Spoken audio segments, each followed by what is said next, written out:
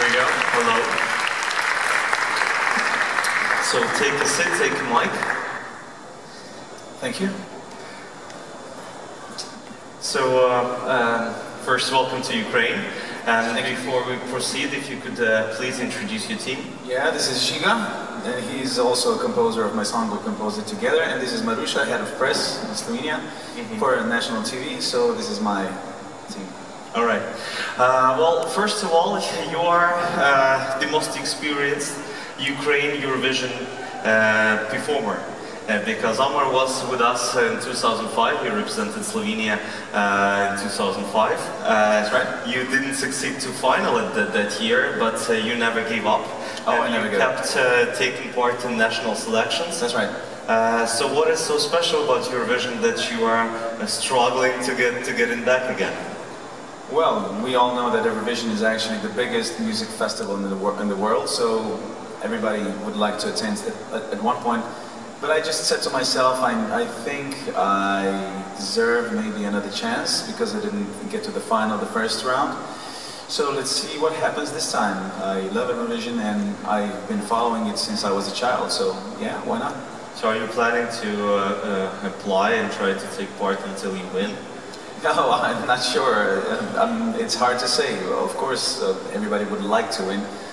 But we all know it's very, very unpredictable who will win, who will qualify and stuff. Yeah, but I'll be happy to win, yeah. I would be happy to win. Okay, well, and then you have this unique experience of Ukraine 12 years ago and now.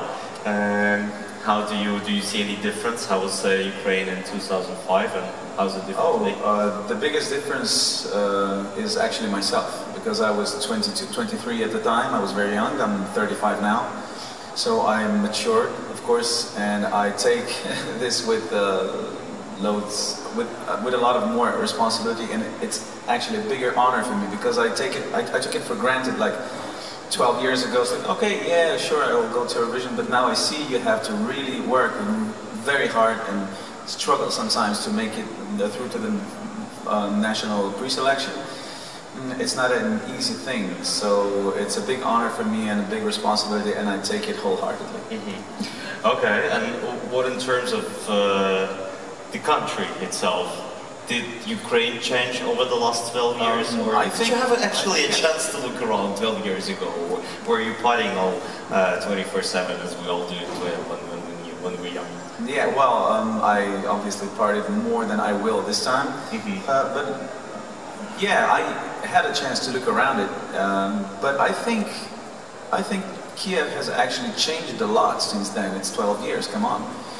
And not only that, I'm really looking forward to be also, when we have time, to be a little tourist, to see all the beautiful stuff in Ukraine, because I know there's a lot of history in Kiev, and there's a big cultural thing about Kiev, so I'm really looking forward to that. All right, how was your rehearsal today? Did you like the stage? You felt comfortable, was it? Yeah, I think it went well. Since it was for the first time, this was my first rehearsal, I think it went well. I had a good feeling about it. Excuse me. I felt quite comfortable and relaxed, which is a very important thing, you know, no nerves. I also have many experiences. You know, I've recorded 5 albums since 2005. I had like over 900 gigs so far, so I'm feeling quite confident, and I think towards the end of the rehearsals we're gonna make it perfect. One last question before we give the floor to the press. What is can you in couple sentences describe your performance that you're planning for those who haven't seen the rehearsal? Okay, the song is actually very personal to me. I wrote it like 10 years ago, and it's actually a very minimal song and intimate. So I will be alone on stage, of course, because I thought to myself, if I bring with me some more singers or dancers, if like there's 4, 5 or 6 of us on a stage, this intimacy would get lost. So that's why I said to myself, I want to be alone, and we all agreed with it. So that's it for now, and I hope you like it as well when you see it.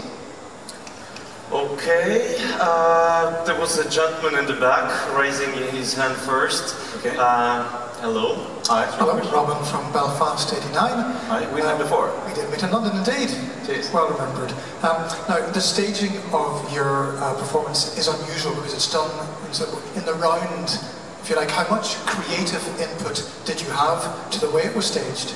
Well, you know what? I actually have a very professional crew with me, so I leave it to them. And I trust them completely, and when I saw the stage, when I saw the set, I said to myself, my God, this is perfect, I better shut up. So they have made their work as good as it can get. So all you have to do is think about the performance. That's right. And if I would be, if I wouldn't be happy with something, of course I would say something or have any suggestions, but I don't because it's perfect. Do you have the best vocals in the contest? Oh, thank you so much. Cheers. Well, it's always there's always a place for some subjective. All right, here we go. Hi, I'm Alistair from Eurovision. I read that you spent some of the last 12 years working as a backing singer.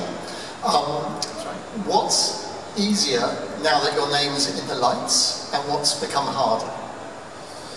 Well, it's kind of a tricky question an answer to give. Of course, if you're a singer and if you want to express yourself the most, of course you want to be a lead singer. That's no question about it.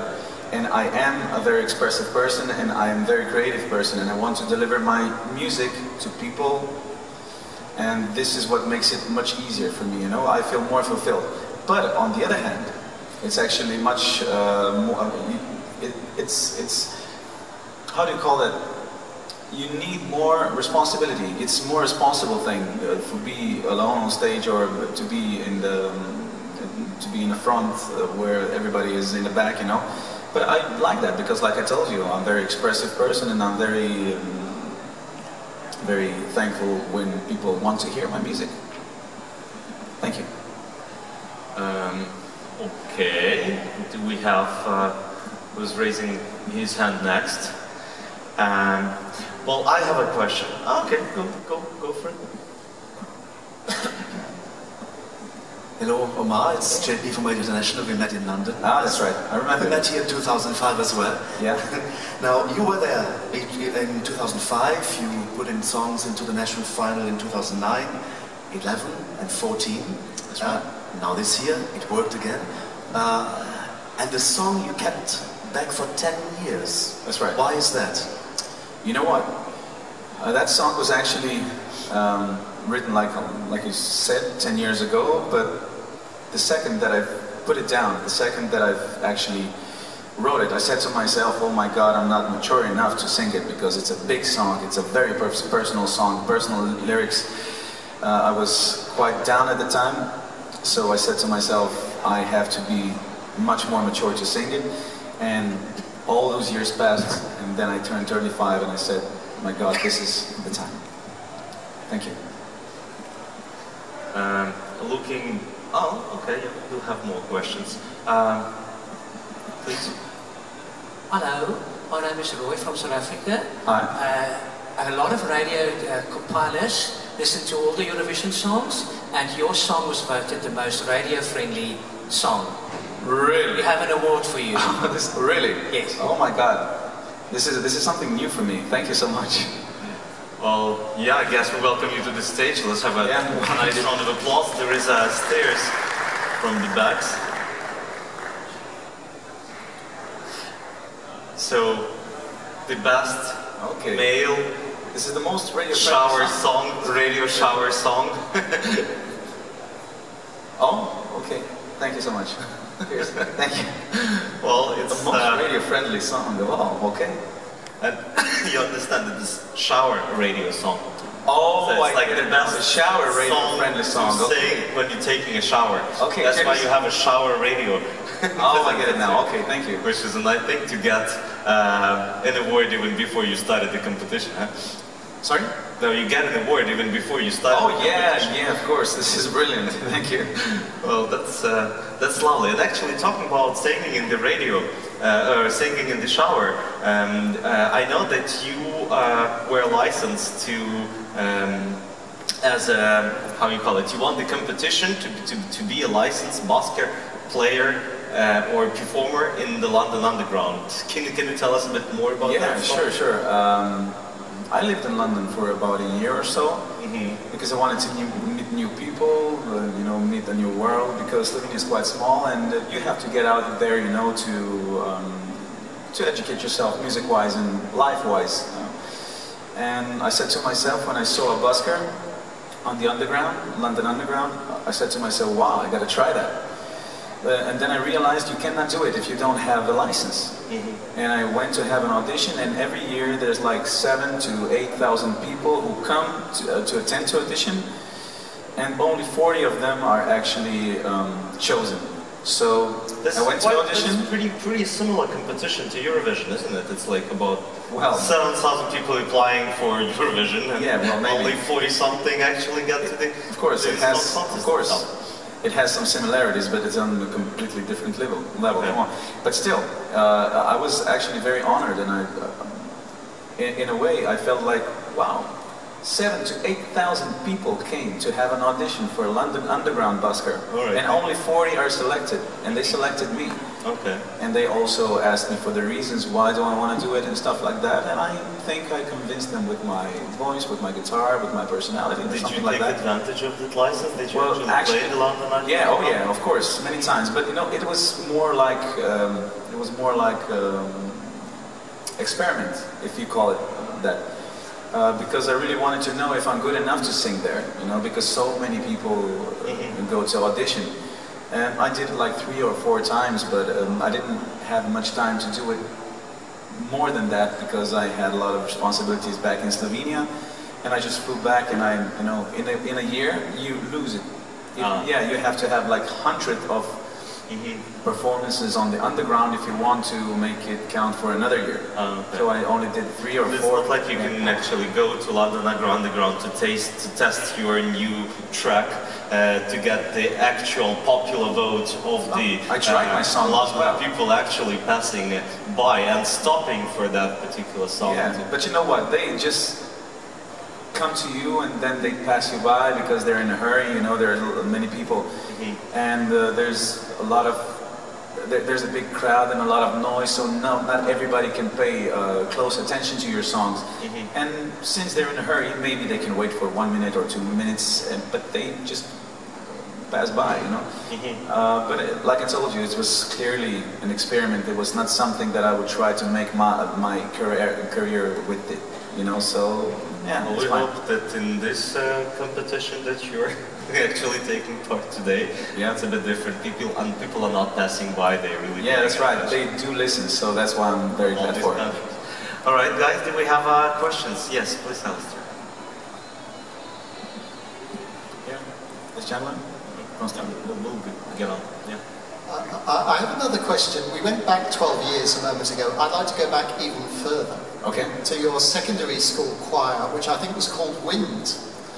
Yes, that's right. Do you remember much about it? And I'm told, authoritatively, that Wind still exists. Yeah. So are you still in touch with the choir? And maybe do you have any message for them from the big Eurovision press stage? Yeah, well, this is out of the blue. Yeah, I do have some contact with some people because, you know, Ljubljana is quite small, and whoever is in the singing circles, we know each other, you know, and a lot of people come from there, even the professional ones now, myself included. And they always invite me to their concerts, and if I have time, I come, you know, but maybe once in 3 years. But I do think that I've learned a lot of singing in that choir, so that's why I'm very grateful. And I thank them again, and I'm saying big hi to the wind. Okay, thank you for a nice question. Yes, please. Okay. Hello, I'm Konstantin Ohr. I'm from Prince Blog in Germany. We met before. In a previous interview you mentioned that you have worked on different arrangements for On My Way. That's right. So can you tell us a little bit about that and how you chose this very version for the contest? Okay. like I told you, it was written like 10 years ago, maybe even 11 or 9, I don't remember exactly. And I also do have punk rock background. I really like punk rock music, and it was supposed to be, in the first place, it was supposed to be a punk rock song, like a Green Day song, you know what I mean? And then I said to myself, my God, this song is too big to ruin it like that, you know, so I kept it that way. I really wanted to make it big as possible, you know, and I made like several different arrangements, and then this guy came to my place, and I said, oh my God, Omar, wow, you need an orchestra for that. And he made an orchestra arrangement for it, and we said to ourselves, this is a winner. So that's how it came up. Okay, cheers. Do we have any more questions? Because I do. Yeah. Well, I know that you somehow got training to be a dentist technician. That's right. How on earth could that happen if you knew that you're gonna be singing all your life? Yeah, I don't know. Maybe because everybody told me, yeah, you have to have a grade, you have to go through school and stuff. And since my dad is a dentist, I said to myself, okay, why wouldn't I do that as well? So you spent 7 years of studying for dentist technician? Oh, actually 4 years. Oh, okay. Yeah. And I actually did some work with being a technician like for a year. And then I said to myself, this is too much for me. I want to have, this is too much of a steady job for me. I want to have a dynamic work, a part of my life, you know what I mean? So I said to myself, this is not going to work, and I quit. But I also knew from the beginning, since I was like 15 or 16 when I entered the school, I said to myself, of course I'm going to be a singer. But you know, in Slovenia, everybody, not everybody, but people tell you it's really, it's a hard work, it's a hard living, and they said, no, you're not going to be able to make a living with it. So I kept it down. I kept it in myself, you know. And when I started working as a dental technician, I saw that this is not going to work, and the life is not about money. Life is actually about happiness. Okay. So that's why. And speaking about your father, he's from Jordan. Yeah, he's from Jordan. Yeah. Did Oriental music have influence on your? Of course, very much so. On your music. Yeah. And can you actually? Is it this influence? Can we hear it in whatever music in the music you do? Yeah. Well, in some of my songs, yes, but not generally. You know what I mean? I also did some experiments on my past albums with that, and I'm actually quite familiar with it. And not everybody understands Arabic music, because it's quite hard to comprehend if you're not from that area, you know. Of course, a lot of people do understand it outside of the area, but not everybody, you know. And I'm very glad that I have an influence of Oriental music, because it's very complex. It's something that it's a style that you can learn a lot from, and I did, I must say. And yeah, I was quite well educated by my dad about this kind of music, so I'm very grateful for that. Yes, we have a question. Yes, please. Omar, after Eurovision, how does your musical future look like? That's one question. The second question is, we had so many nice songs from Slovenia at the Eurovision Song Contest. What is your personal favorite apart from your own entries to Eurovision? You mean from this year or from all? No, from the Slovenian national selection. In the past. The Slovenia did lots of good acts on Eurovision. Oh yeah, yeah. Like which one is my favorite? Yeah. Oh, I have a few. I would say my personal favorite would be Tida Jevendan by NX Band, or maybe Maya Kiltz, or Nusha Darindra as well. I loved her. That's about it. Yeah. And the first part of the question was... Yeah, first part, sorry. How does the future look like? After Eurovision? I think it's looking pretty bright, because I have loads of plans, I have loads of material, loads of music coming out, you know. I have my material prepared. I have been preparing my material for 2 years now, And I have made some different concepts of what am I going to do with my music, and I think it's the right time to start it right after Eurovision. Thank you. Let's see, yeah, we actually are out of time, so I welcome you to the photo stand. Thanks, Omar, for this meet and greet. Oh, thank you. No, thank you. So we invite you